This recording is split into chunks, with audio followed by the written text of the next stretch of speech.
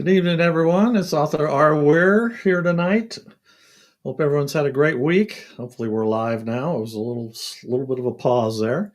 We're going to get right to it tonight. My first guest I met at Left Coast Crime. He was kind enough to give me two of his books while we sat and had dinner. Didn't get a chance to talk to him too much because we were across the table from each other and it was really loud in there. But I'm thrilled to have him tonight. Aaron Philip Clark. Hi, Aaron. How you doing? I'm doing well. Thank you for having me. Yeah, no, appreciate it. Out in California, I believe, right? That's right. Yeah. So we just got out of what we consider winter, just about ended. So now we're getting into warmer weather. But yeah, it's a nice day today. Were you anywhere near all the fires? Yeah, we were. Yeah, Oh, we were incredibly close, but we also were incredibly lucky because about two streets north of us had homes that were burned, but our street did not. So we were fortunate. yeah, yeah. I can't even imagine. We had really bad fire like 3 years ago, just north of us, in the Marshall Fire here that just came Right. out of the blue, just boom, and just blew through. And it, I can't even imagine trying to uh, deal with that because you're totally helpless. I mean, Oh yeah. you had to evacuate. I'm assuming it was that We close. evacuated for about a week. Yeah, Yeah. yeah. Yeah, so yeah, but we'll get on to nicer things. But tell us tell us a little bit about yourself. Important stuff people would like to know about you. Sure. So I'm primarily a neo noir author. That's kind of how I describe my writing. And I guess I would be best known for the Detective Trevor Finnegan series, which centers on Trevor Finnegan, who is started as an LAPD officer, then becomes a private investigator. And it's a very LA novel. It's loosely inspired by my experiences with LAPD as a recruit, and that inspired the first book, Under Color of Law. And then Blue Like Me is the second book, and then I'm actually writing or already have written the third book, which is going to be published with Severn House, and that will be out October 7th of this year, And and that's will called The Bluest Night. Yeah. and will there be a fourth one? Then the fourth one, yeah, I'm writing now. So Yeah, I don't know. We'll see if it ends with the fourth one. yeah. I haven't decided yet, but yeah, the fourth one will have a little bit of an international flair to that one. Oh, really? Oh, okay. Gonna have spies and stuff, huh? Well, he'll at least get out of LA. I think that at this point, I'm like, I'd love to see him, in a different environment. So he's gonna have to kind of flee and start a little bit of a new life for a little bit of the book in Ireland. So he has he comes his father's side is some Irish blood there. So he basically reconnects with some family he's never met, and they kind of give him shelter and help him escape the antagonist in the book, who is a is a tech bro, a psychotic tech bro, who basically wants to ruin Trevor's life. So Oh, wow. Well, that sounds interesting. I want to talk more about Trevor because I've read your first two books. I haven't quite got through the second one yet, but definitely got. But I see that you teach creative writing at UCLA. So what is that like? And is there a lot of promising talent there that you're working with these days? yeah, for sure. I mean, it's interesting because I teach novel one and I teach novel two and I teach mystery novel one and two. And so usually with novel one, I get folks in there who are just feeling it out, right? So maybe they have had this idea for a book, and they finally have dedicated to at least taking a class that will force them to write. So a lot of people take the class simply for accountability because I require 15 pages of submission. So that forces them to at least knock out one or two chapters, and then some people keep it going. But I would say that I really enjoy teaching novel two and the mystery writing classes because normally you get folks who have spent a lot of time and have done research about what they're writing. And so, writing a mystery or a crime novel or anything suspense related, any genre fiction is, you're dealing with a little bit of a structure there that's established. You have to have certain payoffs. Mhm. And so usually when I encounter those are students who have given some time and really thought about, the hook, and really thought about how to keep the chapters moving, and they at least have a little bit of a structure there. So I really enjoy teaching those classes, and we talk about all different types of books within mystery and crime. So it's a lot of fun, and they teach me a great deal too. Just kind of, you when you write for a while, you forget the kind of, or you can lose touch, I should say, with that kind of early fervent energy when you're writing your first book, where it's just like, especially if you thought about it, it kind of pours out of you. And so, now it's like I've written so much that I still have those moments, but a lot of it is like, okay, I know this has to happen, this has to happen, and there's not these huge eureka moments anymore. But when I was writing my first book, it was like I had these moments where I was like, oh, that'd be really cool. And then I got to play around with that. And, maybe I kept it, or maybe I revised it, or whatever. But, now I don't have the time to do that. I got to outline stuff, because if I don't outline stuff, I'll be writing forever. So, and I always have deadlines, but when you're writing that first book, there's no deadline, you're free. And so I get to watch them experience that. And I tell them, enjoy this, because, once you get deadlines and stuff, you kind of have to be a little bit more, it's a little bit smoother with how you go about, organizing your work, and making time to write and all those things. Becomes a job. Exactly. Yeah. I didn't want to say it, but yeah, it becomes a job, as you're punching in, you Yeah, know? that's right. Yeah, and there's no slacking off. I mean, I'm self-published, so I can make my own hours, but still, you still feel that pressure internally of I need to get another book out. I need to get another book out, and those other things that are distracting you in life. You sometimes have to tune those things out, and that can Yeah. be challenging, especially for young. I mean, are these people that come to your class, are they usually, college age students, or do you get some It's a varying mix. age? Yeah. So I have some people who are retirees. I have some people who just finished undergrad, and they're not sure if they want to go into, say, like a master's of writing program. And so they're trying it out. So I get some of those folks. And then I get some people who had success maybe in screenwriting, and screenwriting is tough, and so maybe they are trying to make that pivot over to writing fiction, and they're trying to learn how to do that. So uh, I get a good mix of folks who are interested in,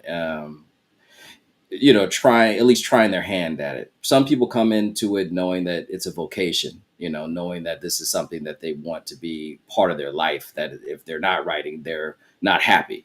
And then you get some people who tell me early on, I have no interest in publishing. I'm just doing this to stay busy, or I'm just doing this because I want to write this book and give it to my family members, and that's okay. Both are fine. I think my class is more geared toward the people who are interested in publishing. And you've done some screenwriting too, and that's that's a totally different animal when it comes to writing. I'm assuming, right? It's a lot. I've never written a screenplay. I don't know, but I'm sure it's a different type of challenge than writing a book. It is. I mean, I started as a screenwriter, so I got my undergrad in writing for film and TV, and so that was really what I focused on. So I worked in the film industry for a little bit, and just kind of got frustrated with that. And a screenplay is a blueprint, and so the medium really is film or television, and so the screenplay, even you can write a wonderful screenplay. I've read great screenplays that were well written, but they don't really, on their own, they don't amount to much. I mean, yes, it's still a great story, but it's supposed to be a visual medium. And so, and that means, in the editing bay, things could change. So it could be a scene that you spent a whole month writing and it gets cut, when it's all said and done. And so for me, I just wanted to be able to tell my stories with a little more freedom. And that's what pushed me into studying and getting my master's in creative writing. Well, it gets to be the director's vision a lot of times too, right? When there's Right. you may write those words, but he sometimes has a different vision than the writer would have, and there's can Right. be that conflict, I'm sure. Oh, sure, sure. And once the screenplay is done, you're, unless you have a director or producers who want you involved, or maybe you get lucky and you're a producer yourself. But most of the time, they're kind of done with you. So once that screenplay is sold, it's kind of like, they have it now, so they don't really need you around. And if they make changes or things along the way, then that's kind of what it is. And then what comes out hopefully will resemble what you wrote. And it's even worse if it's based on a book you wrote. Yeah. um so yeah, that gets that gets into a whole other situation, where I say don't option it if you're not prepared for it to look nothing like your novel. you know Yeah. They bring in another writer sometimes too, or other writers to rewrite what you did. I mean, as long as they pay you for it, I guess, I mean, you would like it to turn out to be what you envisioned, but they give you enough money, I guess, maybe. It yeah, helps yeah. often. Yeah, sometimes. I mean, you hear those horror stories of of writers who are just like, you ruined who wrote the book, but then had high hopes for the Right. adaptation, and then it doesn't go the way they wanted to go, and they're very bitter about it. Yeah. So do you remember the first thing you ever wrote and what inspired you to write it? The very first thing I ever like that got published, or just anything that I wrote. Just anything, maybe you were a high school student or middle school or something that Yeah. it was just something that was on your brain and you had to write it out. And Yeah, so I thought early on I would I would go into comic books. I thought I'd be a comic book artist and writer. So a lot of things I wrote dealt with like people with abilities, it's superhuman strength and all these things. And so it was summer school, and I had a cool teacher, and after I would do my assignments, he would let me just kind of go off and do my thing. And so I was writing a story, and so he said, "Oh, what are you writing?" And I let him know. I said, it's kind of set in the future, but I said these people have these abilities, and they have no clue where they came from, and they just kind of wake up with these abilities. But there was a horror aspect to it, because it was kind of like the abilities they had actually didn't benefit anyone. They were just horrific kind of things. So it was just, and so he's like, "Oh, that's interesting." So he read some of it. And then he said, "Okay, I like this. Why don't you write some more?" So I said, "Okay." So every day after I was done with the class assignments, I would continue to write in this kind of. He gave us these little notebooks, like the kind of marble cover notebooks, and we got to write in there. So I just kept going, and so I spent the whole summer writing chapters out, and that was kind of the first time I ever let someone who wasn't a family member read my creative writing. Not something I did for school, but something I was just doing for me. And that was the first time I felt like, oh, this is kind of cool, and it was encouraging right. to have a teacher, kind of say like, yeah, I like this. I want to hear more about it. So Did you draw too? Did you do any animations as yeah. well? So I would also draw. I drew out the characters, and some pages that I would just kind of do panels and stuff, and then I would kind of go back to the story. But yeah, it was that's what I thought I was going to spend most of my time, doing in terms of visual art, which is very much why in Under Color of Law, Trevor is a visual artist, Right. and he thought he was going down that path as well. Well, that's artists. Anyone who's an artist knows that it doesn't usually make a lot of money either. So No. depending on what you do. Unlike authors, where they just throw buckets of money at us, right? Yeah. That was only the case. Uh, so, do you find writing therapeutic for you? Reading your Trevor stories, they're very intense. Yeah. So, Yeah, I mean, I wasn't gonna write about police. Even after I got out of the police academy, I said, oh, I didn't feel like really going through all of that and exploring that. And then one day I just sat down, and I had this idea for Trevor Finnegan, and I said, okay, I'll see where it goes. And then I wrote the first chapter, and then I just kind of kept going. And then I sat down and I said, okay, well, I'm kind of getting deep into this. I better outline some stuff out. And so I outlined about half the book, and then, took it from there. But that whole process, I think, was necessary because I had a lot on my mind in regards to law enforcement, and especially what was going on in 2014. Um, and so I really was having these strong emotions around what it is to be a police officer, and really what it represents. And so I wanted to explore that, and through a lens of a police officer who was very conscious of those things.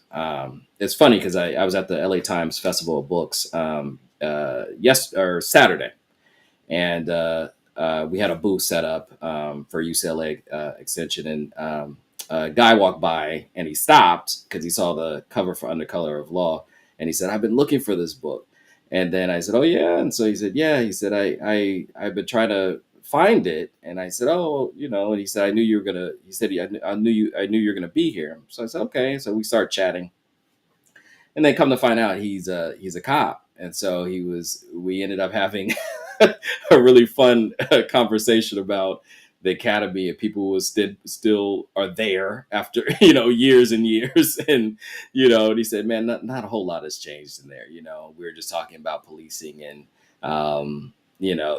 the kind of differences of when I went in and then versus when he went in 2019." And it was just a fun, interesting conversation about how so many things change, but then at the same time, so many things don't change. And so, writing Under Color of Law and spending time with Trevor Finnegan over these, what ultimately be 4 books, has been, therapeutic for me. So your experience, I guess, in the academy was not that positive then. I don't know if I don't know if anyone would ever say it's positive. I haven't met anyone who said it's Yeah. positive. It's a controlled environment that is infused with this artificial chaos. And what I mean by that is they're finding anything to kind of throw you off, right? Because that's supposed to mirror the high stress environment of policing. It's supposed to. Right. However, more realistically, you may have 1 or 2 instances like that in your career. Let's say you do a 20-year career. I know officers who have never even pulled their firearm. So you're more of like a social worker. And I think that that's the part that is missing. And so if you go through the academy, you come out of there thinking, what we say is, you're going to hit the streets and you're going to run and gun. And that's not always the case. So what happens is a lot of times they just don't know how to work. Officers don't know how to work with people because that's not sort of the training we got in the academy. It wasn't a whole lot of de-escalation. It wasn't, much of that. So, I think if you're a conscious officer who, uses your brain more than wanting to use of force, then those officers I've never heard say they enjoyed it. Because if you're using your brain, you're going to see a lot of places things that just don't make sense to you. And you're going to be very aware. You're going to say, okay, you have to make those decisions. Like when you're out on the street, you have to decide, is this is how I'm going to behave? Some of that training has to go out the window because it's not going to help you. So that's the thing about it. A lot of officers say it's just something you go through. It's a gauntlet that you go through so that you get where you want to be. And you get training, right? But it's 6 months. Most countries require training a year or more for their police officers, but you're talking about 6 months and then you're out there. So you can't possibly learn what you got to learn, in 6 months to sustain you. Well, and I've talked to a lot of police officers. I went to the Citizens Police Academy here in Colorado for Westminster, where I live, and talked to several officers and stuff. And they talked about the constant training aspect too. Does LAPD do a lot of, is there a constant, or are they just once you go through that initial, they're throwing you out on the streets and are they not giving him a lot of follow up training? Yeah, I mean, there's follow up training, I think, but you have some required trainings that you have to do, and then your TO will should make sure you're going to that, and then if you don't go to that state, write you up. So there's definitely some follow-up training, but that tends to kind of taper off, unless you're trying to get promoted, and you're trying to go to P2 and things like that. They start looking at that. So they say, what have you done in terms of professional development to improve your street IQ and working with the public and things like that. So it really falls on you. It depends what sort of career you want. And there's some officers who just, bare minimum and it's a job and that's it, and they're not going to necessarily seek out those opportunities to improve. Whatever is working. But I would say it always depends on what division you're in too. Some divisions are incredibly slow and you can kind of get away with that. If you're working in the Valley versus working in, maybe a high crime area of LA, and maybe an area of the Valley that's pretty slow and it's mostly, speeding tickets or, like very small violations. You're probably thinking, hey, this is pretty kickback. It's like, you're not gonna seek out opportunities because you're kind of like, this is fine, and that's that. So especially if you're dealing with the same kind of crimes over and over. So. And the LAPD department is quite large too, isn't it? Oh, huge. Yeah. I think it's the second. I want to say New York is the largest. Probably, yeah. I think Chicago and then Los Angeles, I think. Yeah. I think that's the order. I mean, you're talking thousands of officers, I'm assuming, right? Oh, yeah. Yeah. Tens of thousands, maybe even. Yeah. Yeah, because Westminster, it's a small department here. It's like 100 and some officers, so a lot, not as big. So, I was one of my questions I had, and you kind of answered it, is, reading the Trevor Finnegan books, it seemed like you had a lot of inside knowledge about the LAPD.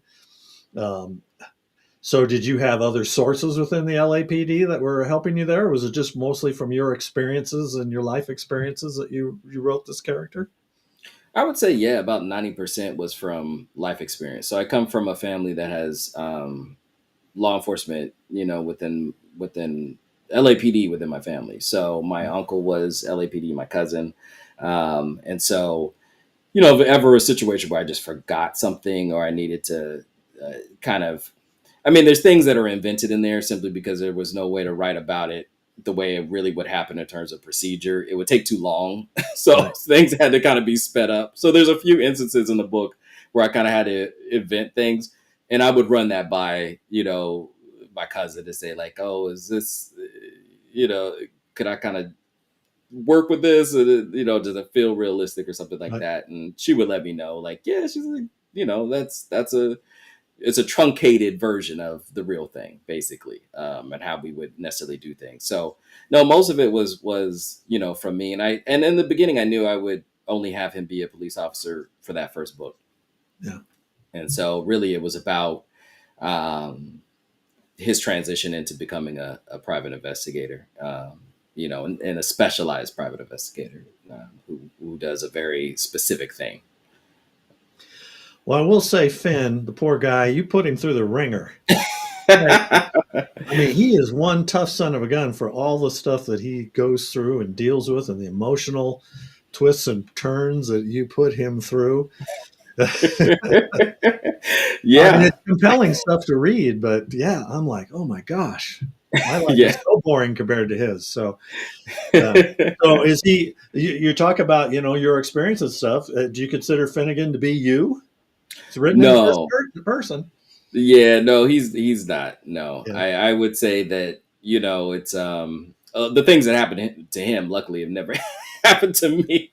But these are things that he's an amalgamation of certain things that other officers have gone through. Sure. And so a lot of the stories that we were told, like in the academy, excuse me, are just like stories that I've heard kind of growing up. That's what Finn is. He's very much taken from that, things that just kind of, and some things I would love to, it was when I was trying to think, well, what is he going to have to deal with? Some of the stories I felt like, oh, people wouldn't want to read this. Like there's some stories, like cop stories, that are just like, you don't want, like people think they want it, but they really don't. Like it's a very nightmarish type stuff. And so I had to kind of pick and say, okay, what sort of situations would Trevor be in, and that are, still believable, but also are not going to completely turn people off, for wanting to read a cop story. Because there's, when it comes to writing about police, you could either go very ultra realistic, and I think that that's has its place, but I think the story should come first. And for Trevor, he's a human being who just happens to be a cop. So, that's how I approached it. Is I put the human part first, really like him as a character, and then thought about, okay, what are the things I have to go through as a police officer. So who are some authors that you inspired you to be a writer? Who did you like to read? Oh yeah, so I would say Walter Mosley is number one, Yeah. in terms of crime and mystery for sure. So Devil in a Blue Dress was the first Walter Mosley book I read, and then I would throw in, literary heroes, James Baldwin, for sure. James Baldwin's writing had a huge influence on me, early on, and then Joseph Wambaugh, Has for, passed away. Yeah. yeah, who's, sadly passed away. I throw James Elroy in there. It is a little bit of love hate relationship sometimes with some of those books, but I would throw him in there, as well, just because he helped really foster my interest in LA history, and that became a huge, like, foundation for my writing, because I really started to seek out books that explored the history of the LAPD and LA in general, and the founding of Los Angeles and how it even came to be. And so there's so much history that I pull from, in my writing, and real things, that happened. And some of that is in Undercolor of Law, especially as you get kind of toward the end. But yeah, I mean, it's a lot. I mean, Paula Woods was a huge influence. She wrote Inner City Blues, and now she does a lot of writing for LA Times now. Rachel Housel Hall, another author, who wrote about LA, as well, and LAPD. So yeah, the list goes on. Gar Anthony Haywood, Gary Phillips. So I think that was all early on. That was kind of, if I looked at it as like a literary diet, they made up a bulk of my diet there. Yeah, and as I often say, if you want to be a writer, you've got to read too. So, and Yeah. you picked a lot of great names. So we show the cover at first. This is book two, Blue Like Me. He's now Private Eye, and it sounded like he got a nice big settlement from the city. Don't no He did. spoilers, right? But Yeah. so he's not hurting, at least too bad for money. And he goes through the ringer again here. But he's dealing with an old partner of his in this one that's getting him in big trouble. It sounds like I haven't got to the end yet, but um, very good stuff. And then book three is going to be out when? October 7th. October Yeah. 7th. Okay. And that's called the titled, The Bluest Night, and that'll be set in Malibu. So kind of exclusively in Malibu, where Trevor is investigating a potential serial killer ring that's operating in, Malibu. He's not going to be surfing, is he? It won't be any time for surfing. Sometimes, I'm sure let's see, Trevor Malibu, I think of surfing. So, Trevor probably wishes he could surf, but yeah, no. yeah. So I gotta ask you here, and I'm trying to watch the time here because I know your son's coming home here soon. But the Accomplice, you wrote that with 50 Cent. Yes. So Curtis Jackson. So how did that come about? Is this someone you knew in advance, or someone connected you? Actually, his agent reached out. So, Yeah. his longtime agent, Mark Gerald, reached out, via email, and when I first saw it, I thought it was some sort of a scam. Yeah. So I told my agent at the time, I said, "Can you look into this? Because there's something about this. Just, I don't know if this is legit." So she called, and she said, "No, no, it's legit, and they want to speak to you. And Curtis is interested in writing, a book, and potential collaboration opportunity there." So, we chatted, and then, we just kind of hit it off. I mean, we both had the same um, love of crime films. So we talked a lot about Heat because he really likes heist movies, and he was in Den of Thieves, and he's a producer on the second one. And so he really likes kind of these heist stories. So that's the kind of story we wanted to tell. And then we talked about Heat, and one of the things gripes we had about Heat was, and as much as I love the film, realistically, the shootout with the money in the bags and the assault weapons, is where I struggle, because you can't run with that much money in a duffel bag. Money is incredibly heavy. And Yeah. so, these guys would have to be bodybuilders, to be pulling that off. So that was one of the things we kind of talked about, is writing something that was very grounded, and made sure that it was grounded all the way through. And so that was the kind of story that, we said it would be interesting to tell, and rather have a thief who steals money. This thief steals secrets from, very important and influential people. So how did the writing process work? Did you get locked in a room together, go back and forth? How did it work for you? No, I mean, we had conversations, and,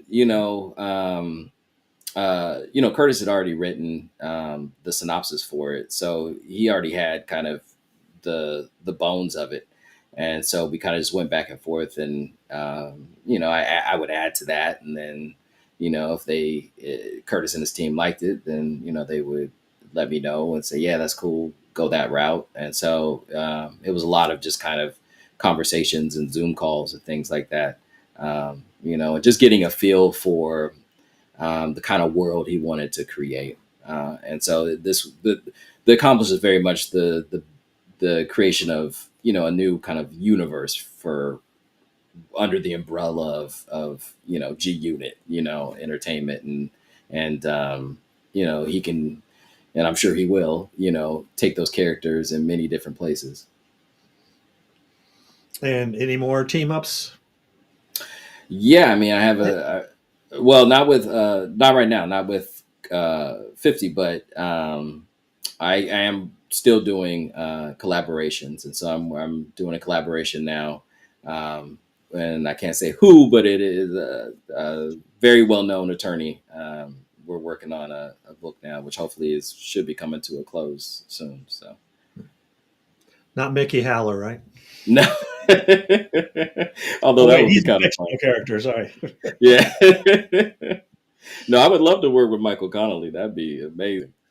You know, Yeah, he's going he's to be one at of the ones I should have mentioned. So he's on the Yeah. list too. Well, I mean, we talk about LA crime, right? So, Yeah. it's Bosch, all the stuff that he gets away with as well, right? Yeah. In his book, his character takes on. So, and you've got another series I saw. There's like the Paul Little series. What was that about?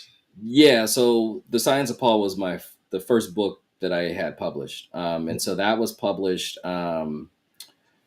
through Newport Press originally. John Bassoff, who is a Colorado native, and he was at the table with us. So who I was Oh, sitting next to. So John published my first book when I was 26 years old. which one was So he? he was on the He the left of one right me. next to you? Yeah. Okay. Yeah. I didn't. We couldn't really talk very well. It was so loud in there, and so Yeah. yeah, Yeah. So John is a horror writer. He used to have a press, yeah. like 15 years ago. And so he was publishing, crime and horror. And so I had written, Science of Paul was my thesis for my graduate degree. So I had written it, and I was sending it out, and I was trying to get some traction there with agents, and I just wasn't getting much feedback. So I said, you know what, I'll look at independent press. And so he had some interesting authors that I had kind of been following, like Len Kostov and Dave Zesterman, and so I really said, oh, let me send the query and see, because I was really interested in potentially working with John. And so he said, yeah, I love this. He said, if you looked at my books that I put out, though, he said this would be a little bit different. And I said, hey, I think it works. Most of his books that he was putting out had a little bit of existential edge to it. And so that was very much the Paul Little series because, Paul Little's just a guy. It's set in Philadelphia, and it opens up with him burying his grandfather. And he essentially returns to Philly from North Carolina, from rural North Carolina. And he just feels, as he's an ex-con, and he feels as an ex-con that he just doesn't fit in society anymore.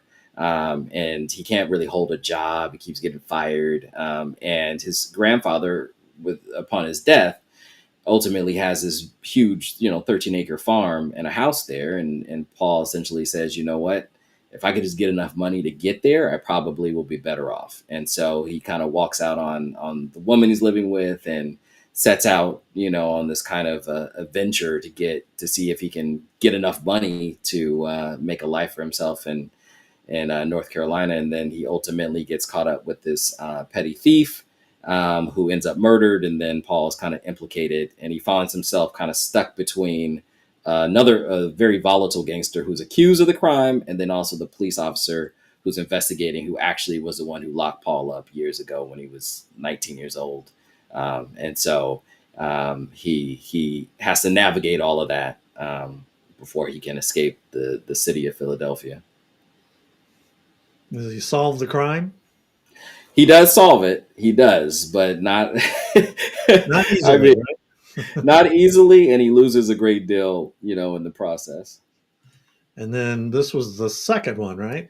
That's the second one. So he makes it to the South. He makes it to North Carolina, and he is living on the land. But he doesn't have any energy turned on in the house, and he's kind of just slumming it in his grandfather's house. And a little girl is kind of coming around, and he befriends her because there's a lake there that she likes to fish in. And then one morning he goes out and he sees her; she's drowned in the lake. And so as he tries to clear his name, because the sheriff immediately thinks he had something to do with it, and he has to fight to clear his name with the help of a retired sheriff who was his grandfather's friend. And together they kind of investigate what this is all about, and then it opens up to a much larger crime that's happening in the county. And Paul gets kind of enmeshed in that, and that was the second one. And then he kind of he has a happy ending, I would say, at the end of that. So I debated writing a third one, but I felt like I felt like, if Trevor Finnegan had a hard road, I think Paul Little was the first to go through hell. So, after I got to the end of the second one, I was like, let this guy just go off. I was like, Let him have a quiet retirement, huh? yeah, it's like I've done enough to this guy. So, Well, wrong place, wrong time, right? Our characters, they always seem to turn up in the wrong place at the wrong time, which is yeah. often talked about and stuff. So, are you disciplined? Like you said, you follow a schedule. You like to write every day, or you try to be pretty disciplined in that aspect? I do. If I'm not able to write every day, I at least do some outlining before I go to bed, and I at least think about story throughout the day. And so, I tell my students, I say, it's hard to write every day. Like Walter Mosley has one of the most rigorous schedules because he gets up at 3 o'clock in the morning, and he writes. So and he's been doing that. He writes every single day, and so I would love to be able to aspire to that one day. That would be amazing. But right now it's like I at least do something every day that's related to writing. I do try to read every day for sure, and so those are the two things. Even if it's a few chapters in a book, or if it's like me being able just to outline a few pages or outline a few chapters, I do that. I try and do that every day. So that keeps me on some kind of a schedule. Walter must be one of those people that only needs to sleep 4 or 5 hours a day, right? So get up that early You every day. know, I don't know how he does it, but Well, but he's that's the not a thing. If young you man anymore either. I mean, he's, Yeah, it's like, but if you get up that early, you earn a nap. So it's like, I would if hope. you're getting up at 3, you're writing, 1,000 words. You've earned that nap. So I'm sure he manages. So speaking of Walter, you started your own podcast. At least you've had. I think you've just had the one episode so far, and he Hmm. was your first guest, which is like, wow, that's a big name to have. I watched that. It was an interesting interview listening to him talk. Uh, but was he always on your radar to be your first guest that you were hoping to have? And did you know him before, or have you met him before? Yeah, we had met a few times. I met Walter years ago. It might have been 2017 at the LA Times Festival of Books. And so I met him there, and then we would run into each other at different conferences and things like that. And so, and before the interview, the last time I had seen him was at Thriller Fest in New York. And so he was always, I would always, that was on my list of one of the top interviews, you know, that I could even dream of. But it just happened that he had, the book coming out, Been Wrong So Long Feels Like Right. He had that coming out. And so and it just happened that I was starting this podcast. So everything just kind of fell into place where he ended up being the first guest. And so I'll be releasing 2 episodes today. So that'll be episode 2 and 3. And episode 2 will be with Leanne Zhang. She's a debut novelist, and she wrote Julie Chan is Dead, which is a it's thriller with a little tinge of horror in there. And then also, the veteran crime and horror writer Chuck Wendig is my episode 3. So very excited. He wrote The Staircase in the Woods. Really good book. I really enjoyed that a lot. So, yeah. Yeah, it's great. I mean, some of these shows, I'm sure you could talk to these people for hours, right? Oh yeah, yeah. It's like I have to stay focused because there's always a lot I want to ask them. And so, but I'm just like, I gotta be conscious of, people's time. So I try not to, bombard them too much. But the idea of the podcast is very much to explore like subcultures in writing and elements of writing that deal with character and things like that. And so, I pick a lot of authors kind of based on if that book kind of fits into the show, and so but it's been good. It's been enjoyable. This is my first podcast experience, so so I'm just going along with it. So I mean, I started a year ago, and I I find it fascinating just talking to authors and just hearing, their journeys and about their books and stuff, and how they go about, because everybody goes about writing differently. I mean, everybody has yeah. their own process, and their own voice and everything else, and it is fascinating to hear. So I know we're coming up here. We're getting close to when your son may be home. So I wanted to make sure I ask you, because the name of the show is Bringing Life to Characters. So I always ask Hmm. my guests on here, what is it you do to get those characters to pop off the page and be flesh and bone that people really grab onto, other than what you've done to poor Trevor? Yeah. Well, I start backwards. I start with the problem. And I think, okay, what is I present a situation, and I think what sort of character would be suited to take on this challenge, right? So whatever that conflict is. And then I think of all the obstacles that character has to go through. And then I think about that character's wants and needs. And so, wants are things like I tell my students, the example I give them is, yeah, I want to win the lottery, right? Like that would be great. But, as a want, that means I got to play every day. How many people are going to do that? There's people who do that, but I have to really dedicate to that, right? But that's just the want because maybe I want money and I think money will make my life a little bit better. But really, what I like to focus on is the need, right? And so the need of a character may be I actually need the money because my mother is sick and she needs care, or she needs long term care. Or I need the money because I really got to get out of this living situation that I'm in. And if I don't get out, I'm going to lose it. And I think, my life is going to be awful. It's going to, it's the only way out for me and my family. And so that's what I kind of balance my characters in that way, where I look at their want and I look at their need. And sometimes it aligns and sometimes it doesn't. Sometimes what they want is not really what they need. They're after something because they think, hey, if I want this promotion, but really what they want is respect on their job or respect from their family. If they can just a situation where maybe they just need to, you know, ha- get a better job because it'll allow them to have a little more prestige and a little more confidence. And, maybe you have a character who's hasn't been able to hold a job down for 10 years. And they think, hey, this is a great opportunity. If I could just get this job, then, everything will work out for me.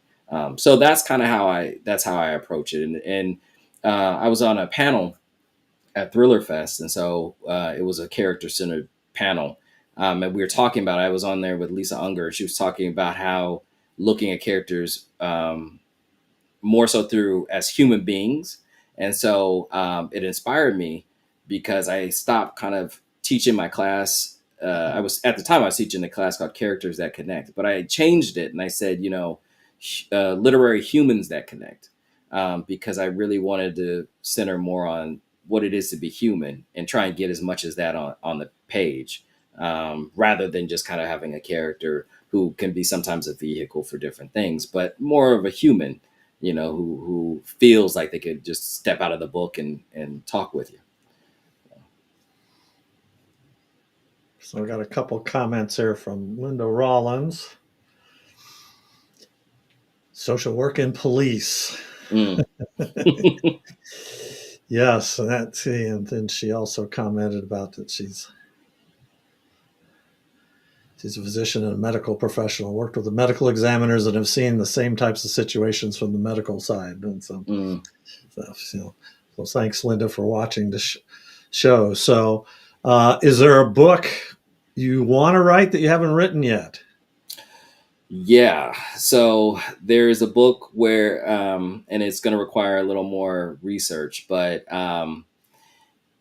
it's going to be set in the early 90s and in Los Angeles. And it centers on a kind of freedom fighter revolutionary character who gets caught up in this crime and has to flee to Japan.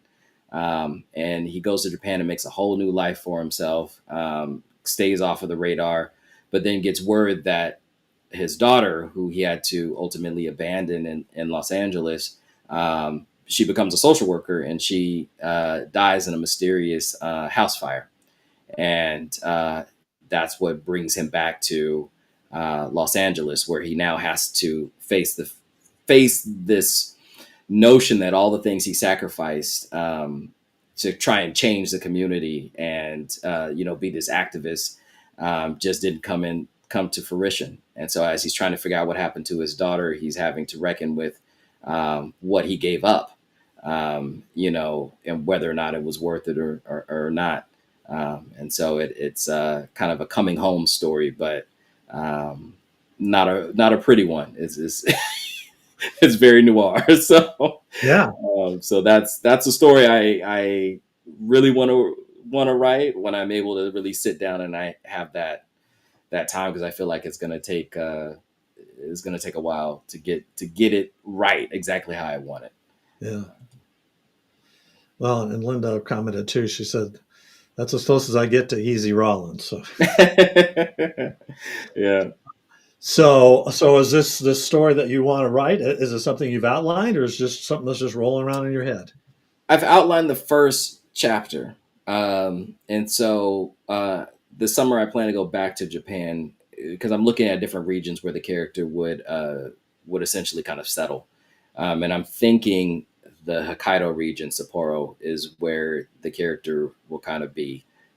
Because interesting enough, it looks when I was there, it looks so much like the American South. It's just green and there's farms and and so if you close your eyes and you open them real quick, you wouldn't even know you were in Japan. It had that kind of vibe to it of the kind of Mhm. the American South. So I want the character to be there, and have a life there and then have to be kind of called away from that kind of peaceful, idyllic life that he's created. So, but yeah, we'll see. We'll see when that gets done. So we're about 50 minutes in. So there's your website. So you got some events coming up that you're going to? Yeah, so this weekend will be Lit Fest in Ladina. So it is the free literary conference we have in Pasadena. It'll be at the Pasadena Presbyterian Church, and that'll be on Friday and Saturday. Um, yeah, yeah, Friday and Saturday.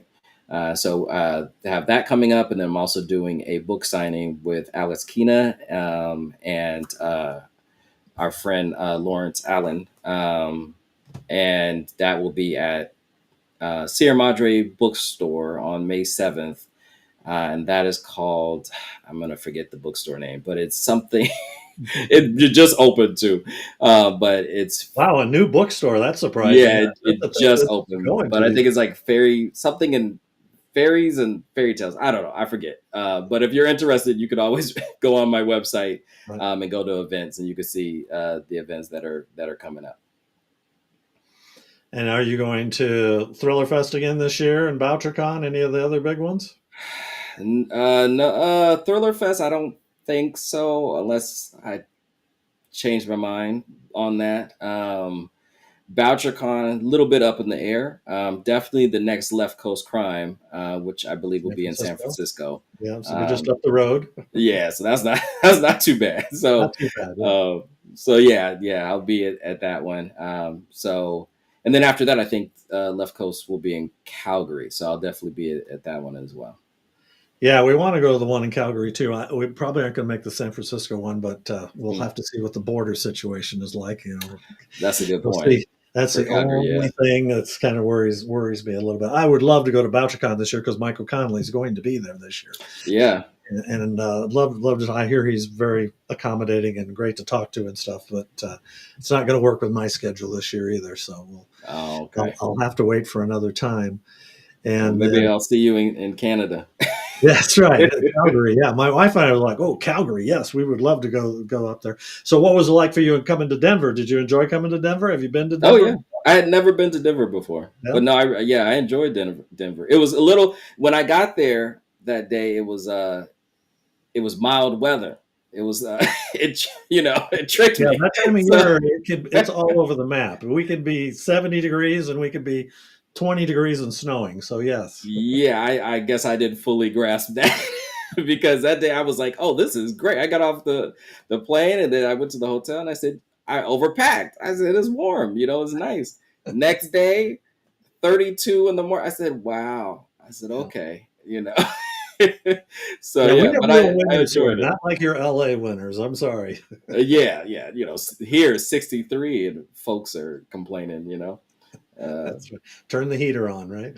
Yeah.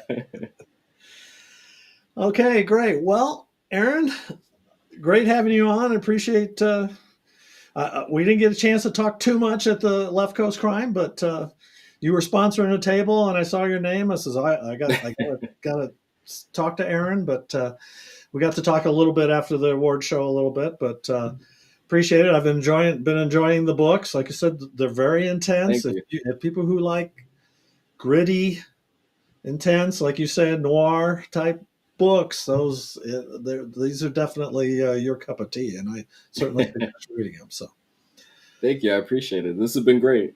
yeah, thank you for being on. Have a great rest of your evening, and I'm sure your son will be jumping all over you here shortly. So, Yeah. Yeah, I think I hear the door. yeah, It was perfect time. yeah, enjoy. I sometimes miss those days. So, Yeah, they go by fast, so yes, I they try to do. savor them. Take care, Aaron. All right. Thank you. Mm. All right. Well, thanks everyone. I saw we had a few people on tonight. Thanks, Linda, for the comments. Looks like she just made another comment and said thanks. I'm just going to quickly throw up my new book, Justice for the Forgotten. I hope so I can find where is it? There it is. New book, been getting really good reviews. I hope everyone will check it out. Steel Wheels Cold Mystery, first book in a new series. Donnie Steele, former retired Westminster police officer with his retired canine. So I hope you'll check it out. And um, I will be back here in a couple weeks. I'm going to have Patricia Raybon on. And I also met her at Killer Nashville. Again, a lot of my guests have been, or not Killer Nashville, Left Coast Crime as well. And she was on a panel with me. I pretty much got everybody that was on that panel on the show, except for Marie Soto. So, but I appreciate everyone watching tonight. Thanks, Chris, for being on. And take care, and we'll see you in a couple weeks.